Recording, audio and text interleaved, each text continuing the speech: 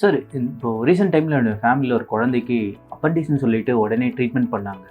அதை பற்றி சொல்ல முடியுமா சார்? நாங்கள் எங்களுடைய சர்ஜிக்கல் ப்ராக்டிஸில் குழந்தைகளுக்கு ஆப்ரேஷன் பண்ணுற பிரிவுகளில் one of the commonest emergencies is appendicitis. அது நிறைய சமயம் எமர்ஜென்சியாக தான் ப்ரெசென்ட் பண்ணும். ஏன்னா அந்த வலி எப்போ எடுக்கும் அப்படிங்கிறத நம்ம ப்ரெடிக்ட் பண்ண முடியாது.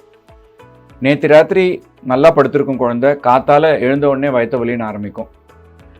இல்லை ஸ்கூலுக்கு காத்தால் அனுப்பிச்சிருப்பாங்க, மதியம் வயிற்று வலியும் ஸ்கூல்லேன்னு கால் பண்ணி வீட்டுக்கு ஐஷன் வர வேண்டியிருக்கும், குழந்தைக்கு வயிற்று வலி ஆரம்பிக்கும். இங்கே என்ன நான் ஷேர் பண்ணிக்க விரும்புகிறேன்னா, எல்லா வயிற்று வலியும் அப்பெண்டிசைட்டிஸ் கிடையாது. பட் அப்பெண்டிசைட்டிஸ் டெஃபினட்டாக வயிற்று வலியோடு தான் ப்ரெசென்ட் பண்ணும். Reverse is true. அப்பெண்டிசைட்டிஸ் வயிற்று வலி இல்லாமல் ப்ரெசென்ட் பண்ணவே பண்ணாது. பட் வயிற்று வலின்னா நம்ம அலட்சியமாகவும் இருக்கக்கூடாது, பேனிக்கும் ஆக வேண்டிய அவசியம் இல்லை. யூஷுவல் ப்ரோட்டோக்கால் படி உங்கள் பீடியாட்ரிஷியனை நம்ம அணுகணும்.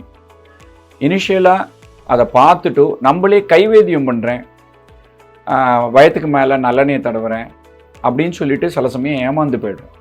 அந்த மாதிரி ஆகாமல் பெயின் பர்சிஸ்டண்டிங்காக இருக்குது, ப்ராப்ளம் இருக்குன்னா டாக்டர்ஸை அணுகி அதுக்கு உண்டான டெஸ்ட்டுகளை எடுத்துகிட்டு நம்ம ஆப்ரேட் பண்ண வேண்டியிருக்குமா இல்லை இதுக்கு அப்பெண்டிசைட்டிஸாங்கிறது கன்ஃபார்ம் பண்ணணும்.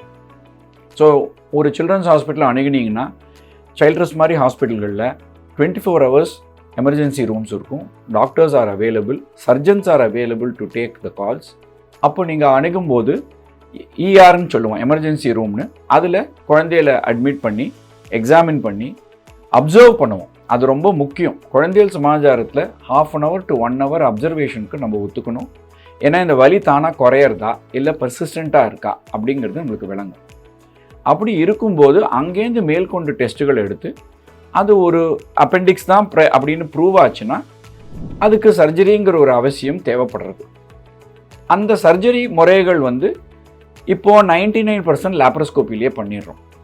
முடியாத கட்டத்தில், அதாவது ரொம்ப அட்வான்ஸ்டு, ரொம்ப பர்ஃபரேட்டட் இல்லை டெக்னிக்கலி ப்ராப்ளமேட்டிக், அந்த மாதிரி சில காம்ப்ளிகேட்டட் கேசஸில் தான் ரேராக ஓப்பன் பண்ணி ஆப்ரேட் பண்ண வேண்டிய ஒரு அவசியம் வரும். இல்லாட்டி பெரும்பான்மையாக லேப்ரோஸ்கோப்பி லேசர்னு கன்ஃபியூஸ் பண்ணிப்பாங்களா, அந்த லேப்ரோஸ்கோப்பின்னு மினிமல் அக்சஸ் சர்ஜரின்னு சொல்லுவோம். தொலா போட்டு பண்ணுறதுலையே இதை பண்ணி நல்லபடியாக குழந்தைகளை சரியாக்கி வீட்டுக்கு அனுப்ப முடியும். இந்த வியாதி குழந்தைங்களுக்கு காமனாக வரக்கூடியதா? அப்படி வந்தால் பெற்றோர்கள் அதோடைய அறிகுறிகளை எப்படி தெரிஞ்சுக்க முடியும்?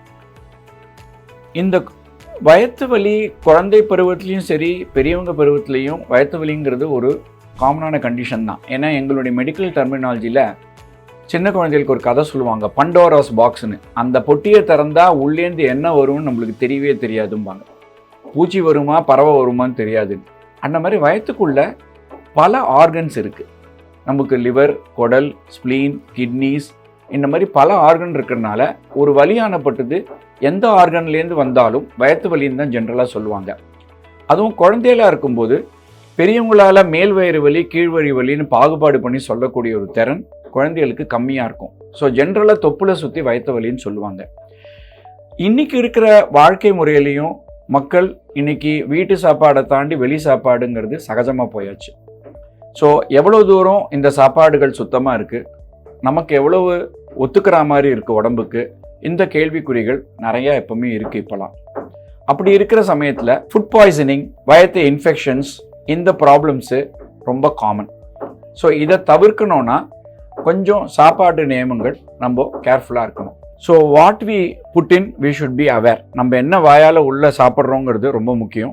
இது டைரெக்டாக அப்பெண்டிசைட்டிஸ் ரிலேட்டடாக இல்லாட்டா கூட வயிற்று வலிக்கு ப்ராப்ளமாக இருக்கலாம். ஸோ சாப்பாடில் நல்ல ஃபைபர் டயட், கீரை, பச்சைக்கறிகாய், ஃப்ரூட்ஸு இதெல்லாம் இம்ப்ரூவ் பண்ணி சாப்பிட்டா கான்ஸ்டிபேஷன் அவாய்ட் பண்ணும்போது இந்த அப்பெண்டிக்ஸ் கூட வரக்கூடிய வாய்ப்புகள் கம்மி. ஆனால் அதையும் தாண்டி அப்பெண்டிசைட்டிஸ் வரும்போது இட் ஆல்வேஸ் ஸ்டார்ட்ஸ் வித் வயிற்று வலி followed by some vomiting, refusal of food. பசிக்கலம்மா இன்னைக்கு, எனக்கு சாப்பாடு வேணாம் அப்படின்னு சுருண்டு படுத்துருவாங்க.